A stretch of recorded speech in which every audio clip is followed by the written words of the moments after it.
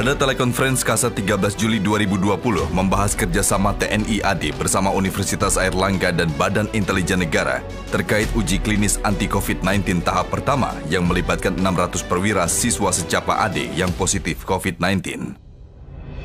Untuk yang secapa, kami sudah koordinasikan, jadi pagi ini staf kami yang dari Surabaya sudah ada 7 orang, kemudian yang dari BIN ada 7 orang, 1 dokter dan 6 perawat. Rencananya mulai besok dieksekusi, hari ini dipersiapkan.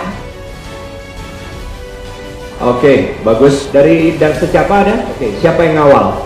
Kes kita, kes secapa dengan dari Kesdam. Ya, tapi juga dari mungkin dari unsur pimpinan harus ada yang ngawal terus supaya segala sesuatu yang diperlukan itu cepat.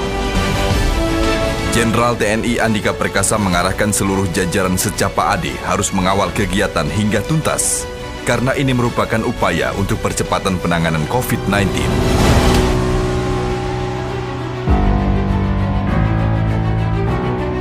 Kepala Staf Angkatan Darat kembali mengadakan telekonferensi pada 14 Juli 2020 terkait laporan perkembangan uji klinis anti-COVID-19 oleh Universitas Airlangga dan Badan Intelijen Negara dengan melibatkan perwira siswa yang dinyatakan positif COVID-19. Untuk yang pasien PCR positif sudah tinggal 885 ya. Sore ini minimal ada 200 hasil lab yang sudah bisa keluar, sehingga besok kita mulai untuk bisa melakukan pemberian obat secara berkala, gitu Pak Kasat. Biar sekaligus dalam sekali visit ini tuntas uji klinis, serahkan ke BPOM, udah sertifikasi. Wah.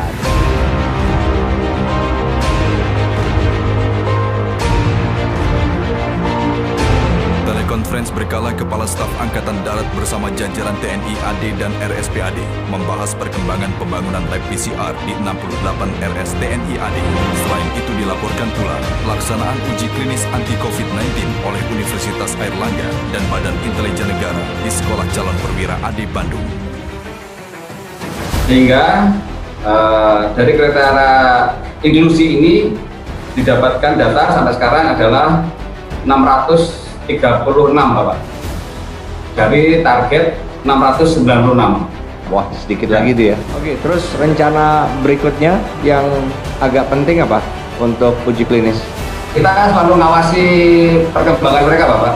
Jadi yang ada efek samping yang mulai dari ada timbul gejala lagi, ada panas, batuk, atau dia sesak, atau ada kelainan EKG, maka itu mereka setiap hari melakukan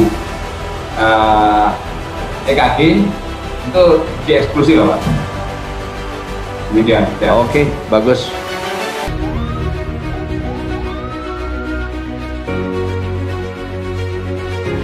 Kasat melakukan kunjungan kerja ke secapa AD dalam rangka mendampingi inspeksi BPOM terkait uji klinis obat anti-COVID-19 yang dilaksanakan oleh TNI Angkatan Darat bersama Universitas Airlangga dan Badan Intelijen Negara. Jadi hari ini kita hanya menyatakan bahwa kita sudah selesai melakukan audit. Hasil audit atau inspeksi pun belum dikeluarkan karena itu adalah kerjaan Kepala Badan, hasil inspeksi tersebut. Tetapi kita hanya mencocokkan apakah protokol yang dimintakan izin ke kami itu sesuai dengan apa yang dikerjakan. Pokoknya Mbak Rizka, Mbak Hari, kami all out karena kami memang kebetulan punya pasien yang banyak. Dan di RSPAD sendiri per hari kemarin itu 83 pasien. Jenderal TNI Andika Perkasa berharap setelah BPOM melakukan inspeksi ini akan mengeluarkan keputusan menyetujui obat anti-COVID-19 dan bisa segera diproduksi secara massal untuk membantu menangani pandemi COVID-19 di Indonesia. Kunjungan Kasat ke Lembaga Farmasi Direktorat Kesehatan Angkatan Darat memantau kesiapan alat serta bahan produksi obat dan vaksin uji klinis atas kerjasama antara tim UNAIR, Badan Intelijen Negara, dan TNI Angkatan Darat. Untuk pasien untuk yang COVID-19 ini, kami sudah hitung kemampuannya sekitar 12.500.000 dosis per tahun dengan kondisi produksi yang normatif. Dukungan pengadaan bahan baku serta peralatan yang diberikan oleh Jenderal TNI Andika Perkasa adalah upaya untuk mempercepat proses produksi sehingga dapat dikonsumsi untuk masyarakat Indonesia yang terdampak COVID-19. Obat tadi sehari kita bisa produksi berapa? Mesin cetak itu kan kecepatan produksi yang satu mesin aja bisa 50.000. Oh. Itu per jam. Per jam?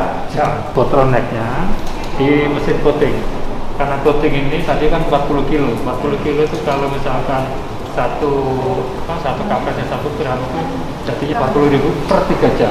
Tapi saya yakin kalau seminggu 100.000. Oke. Kalau vaksin?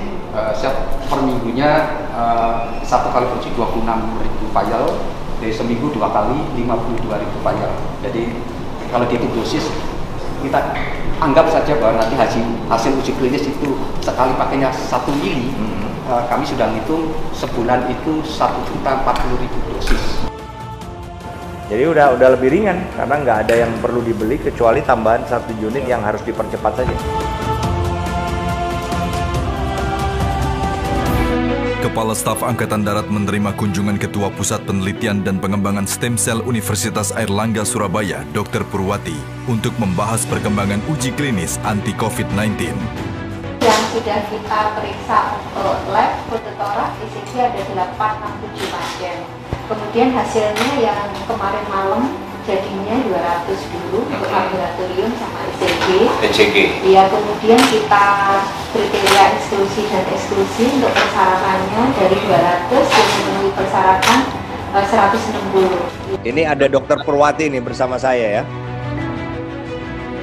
Untuk kegiatan dari obat-obat Dr. Purwati sekarang dilanjutkan dengan pengambilan sampel darah, juga dilakukan pengelompokan pemberian obat-obatan kepada siswa yang memenuhi syarat. Ada 6 kelompok di mana mereka sudah dikelompokkan berdasarkan kriteria inklusi yang sudah ditentukan oleh tim dari Dr. Purwati. Kondisi pandemi ini kita memerlukan pintasan-pintasan di mana untuk penanganan tersebut, untuk penanganan untuk masyarakat Indonesia. Jadi ya terima kasih banyak dukungan dan support dari Pak Kasat dan jajarannya. Jenderal TNI Andika Perkasa berharap agar semua proses uji klinis anti-COVID-19 berjalan sesuai rencana, sehingga segera dapat diproduksi secara massal dan menjadi harapan baru dalam menangani COVID-19.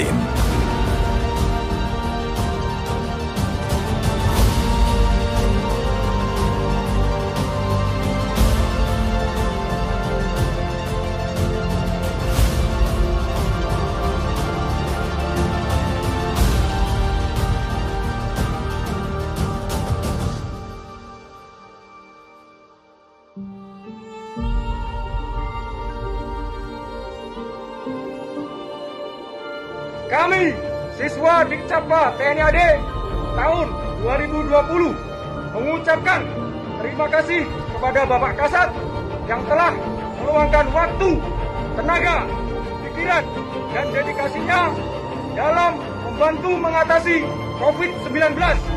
Sehingga kami sekarang dinyatakan negatif dari COVID-19.